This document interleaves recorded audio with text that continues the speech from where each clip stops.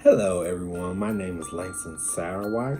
I'm from the East Cleveland Public Library. I work at the circulation desk, so I should be one of the first faces you see when you walk through the door.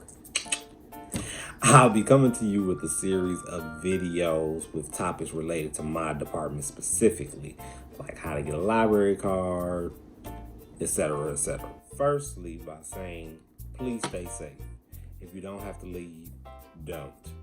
And if you do, just take all the precautions you can to protect yourself, your loved ones, and others. We all in this together, okay? All right. Let's dive right into it, shall we? You ask, how do you get a library card? The smartest card in your wallet. See, even I have one. At least I better have one since I work at the library. But this is actually what our library card looks like. One of the adult ones. Same name. Don't nobody try to copy my signature. Thank you. Okay, so now what you would need to get a library card is you have to have ID. Some form of identification, whether it's your driver's license or your state ID.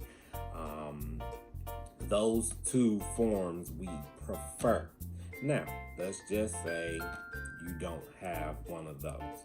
If you have something of equivalence, like maybe a school ID, something that has a photo of you with your name on it, that should suffice as well. We want everybody to have a library card, but we don't take anything like Social Security cards or birth certificates. Those, because anybody can walk in with one of those, and we don't want anybody coming in pretending that you're you, and vice versa. So once you come in, you show, you say, I want a library card. So the first thing we're going to do is we're going to ask you if you ever had one before.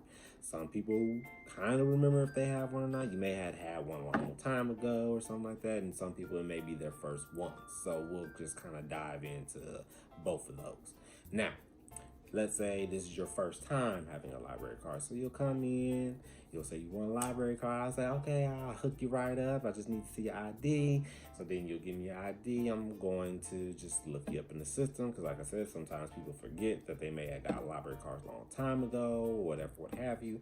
And if you're not in the system at all, I'll look you up. I'm just going to hand you a nice little library card application. Doesn't take long at all. You fill it out. You give it back to me.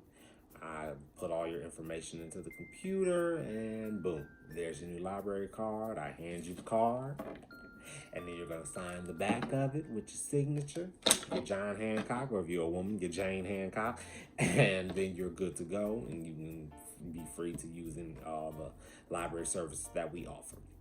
Now, let's say you give me your ID, and then you're already in the system. So what we would do is, once we look you up and we say, oh, you're in the system, we'll give you the suggestion of you can either buy a replacement card, because we always strongly advise to everyone to have a library card. Again, smartest card in your wallet. But we can also give you the option of we can print out the number for you, your library card number, or we can give you, or you can write down the number yourself. We can say it to you, and you can just write it down, or we can write it down for you. So either or. But like I said, we strongly prefer everyone have a actual library card. Now, let's move on. Who can get a library card? Anyone. Duh.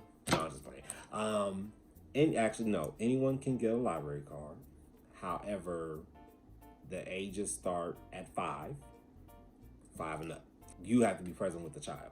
Now, this is how this works, because some children, I should say, they actually need to just use a computer or something like that. So we have 2 different cards for children. So you have a regular library card, which is, again, the parent or guardian has to be present with the child to get that one, because that allows the child to get DVDs and books, all those type of materials, and things of that nature.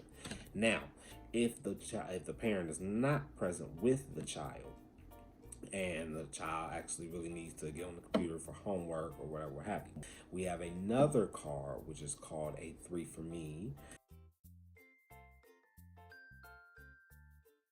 which it gives the child limited access so they can, use the computer and what have you, and they can check out school related material, like stuff for book reports and things of that nature, but they can't like go check out DVDs and stuff like that. Can't do that.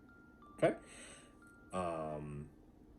Some people pose the question, can they put other people's names on their library card accounts? Yes, you can, because we do have those cases where, some of our, we'll say, more older patrons, if they can't make it out the house, they may send their grandchild or someone of that, someone in their family or friend or something to come pick up their material if they've been called and want them, or if they just want them to come to the library to check some stuff out for them or something. You can authorize, you can personally, we'd rather you do it in person. You let us know that you want to put this person on your library card, and that person would just have to make sure they show ID when using your library card. So, not that hard of a process, really simple. And the last question will probably be, do library cards expire? Yes, they do. So they'll either expire to the extent of you're kicked out of the system totally, or they'll just expire with the pre-registered date that comes with the card when you actually sign up. So cards, most of the time, if I'm not mistaken, they expire maybe like every 2 years or something like that. But it's not hard. Again, if your card expires, all you do is come into the facility, ours specifically, but come into the facility, we just update you. So just make sure you have a piece of maybe junk mail or something that has your current address on it if your address has changed or anything like that, because if your address has changed, then we would need to see proof of that so that we can update your information. And once we do that, your card is good to go. Now, and again, if it's expired to the point where you're kicked out of the system, then like I said, we just have to make you a whole new library card. And first time library cards and people who have been kicked out the system, those library cards are free. We do not charge you for those. So again, first time library cards you're not charged for, and people have been bumped out of the system because it's been so long since you've utilized your card, you're not charged for that. But again, if we look you up and you're still in the system and you want a replacement card, we do charge for that. Okay, so that's the gist of how the whole process of library cards go as far as that. Now we'll get into fees and other topics like what you can check out and stuff in my later videos. But I hope you enjoyed this one. I hope it was very informative to you, and I'll be seeing you soon.